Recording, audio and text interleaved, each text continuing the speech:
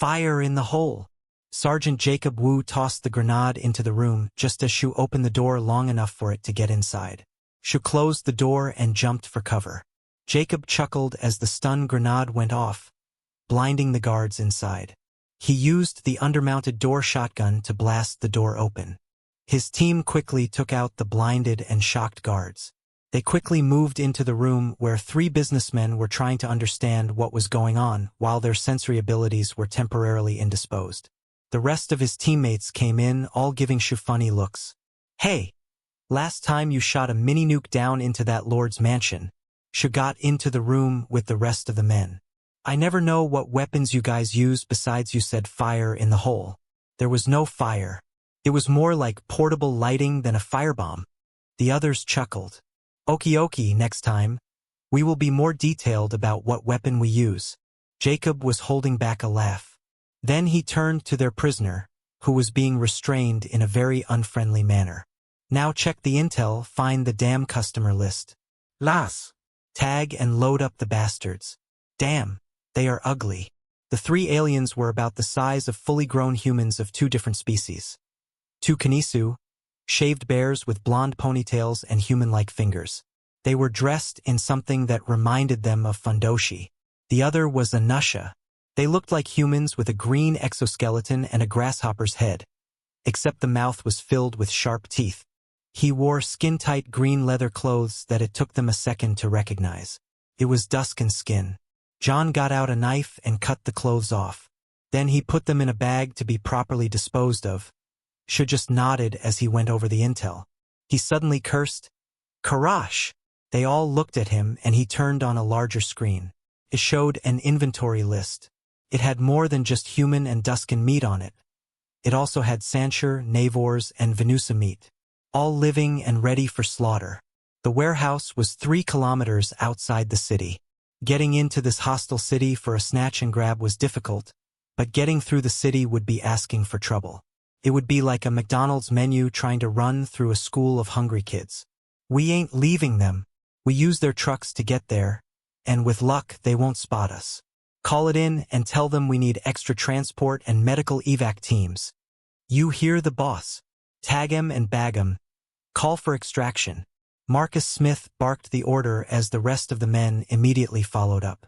They moved to the elevator and Shu hacked the system. They could not risk the guards seeing them and sounding the alarm. It was tight, but all 10 men plus the prisoners got in, and they went directly to the basement garage, looking for their hostages' vehicles. They found the businessmen's vehicles. The drivers, 2 Kanisu, were leaning on the car, waiting. Jacob gave the signal and they both were shot. Then they grabbed what they used for keys, dumped the hostages in the back and filled up the 2 vehicles. They reminded them of pink limos. Apparently, pink was this world's version of black. One man got behind the wheels and off they went. "Command is on the line, sir. They do not approve of this." John looked at the sergeant, who shrugged. Sergeant Wu turned to the channel. "Captain Harold, sorry for the delay, but we located the factory. It's on the planet. I don't care if you disagree. You can court-martial me later. I won't leave anybody in such a slaughterhouse. We're sending the coordinates and bringing the cargo to the location. The factory is here? God damn it. One moment. Lieutenant Holt, hold the surprise. We need to evacuate the civilians. Now let's see. I see 1 factory, and there are 3 cargo ships there. We need them, so load them up and join us. We will send reinforcements and create a distraction. Over and out." Wu turned to his men. "Surprise? I don't want to be here when that one get revealed. The last surprise was an asteroid." She laughed. "You guys are crazy. I'm glad you're on our side." He kicked one of the prisoners. "Did you hear that? They are going to turn this shit hole into an asteroid field." "No kicking the prisoner," one of the men called out. Shu looked at the man he had kicked. "Hear that? Even as their prisoners, they treat you with respect. Actually, I want to know, why the hell? Why the hell do you see us as food?"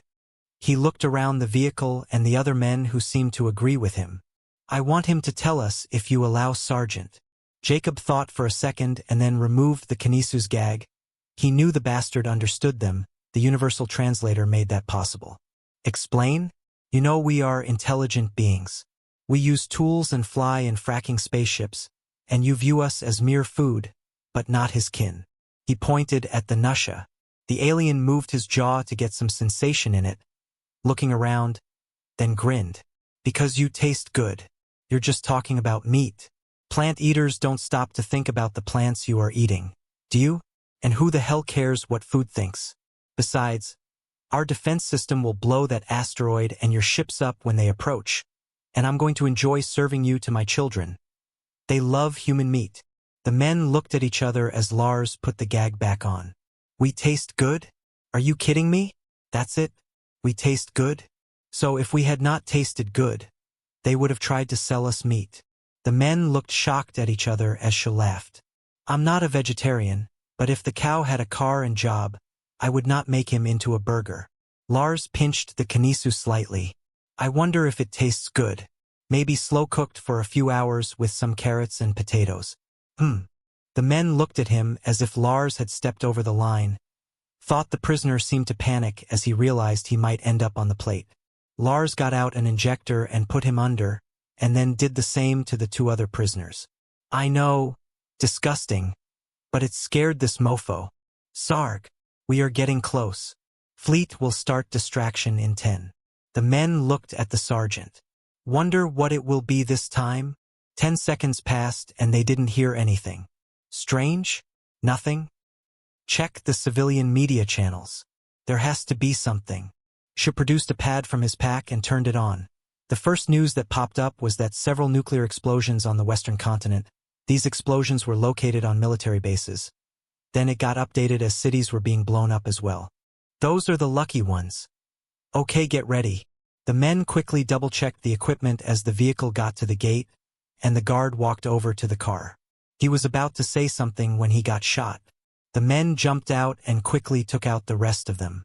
The Kanisu hadn't really understood who was attacking them or what the main targets actually were, so security was not very tight.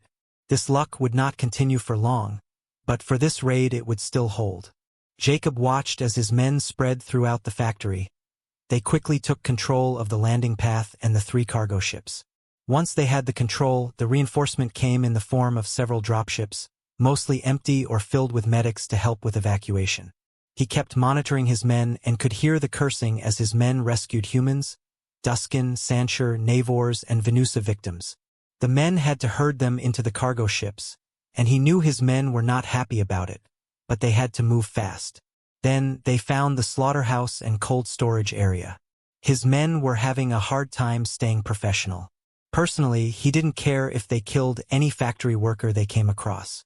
This whole planet would be destroyed in a few hours anyway, so they were lucky to die quickly or, from what he heard over the comms, relatively quickly. The operation took about an hour, and as he stepped on board the last transport, he stood next to Shu as he watched the factory become smaller and smaller. "You're not going to blow it up?" Shu looked at him a little surprised and Jacob smirked. "We don't need to. They have other plans." They breached the atmosphere and saw the space battle taking place over the western continent. It looked like the Kanisu was fighting a desperate fight against an overwhelming force. I will never grow tired of seeing this. They had no idea who they were fighting against. You guys are really making them regret targeting you guys. Shu chuckled as the transport was about to dock to the carrier when he noticed one of the planet's moons growing bigger and bigger. Well, it's going to get worse for them now. Remember the other we rescued? Jacob grabbed a pad and signed in to start his report. Shu simply nodded as he looked out of the hangar towards the moon, which was growing dangerously close to the planet while the carrier moved away. Well, we are going to recruit them to the fight, so it will hopefully be 5 of us to fight them. We need manpower for this crusade. Jacob stood beside him as the moon crashed into the planet, cracking it like an egg. Several missiles were fired from the carrier to finish the job. Shu watched in shock as the planet became little more than an asteroid field.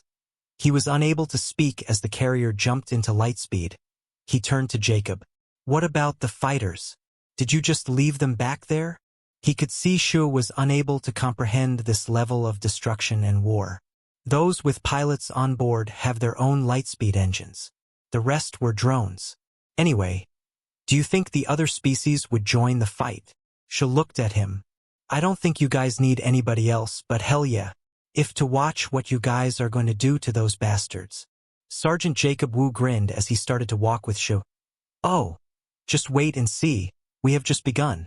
By the way, have I ever told you about the movie Star Wars?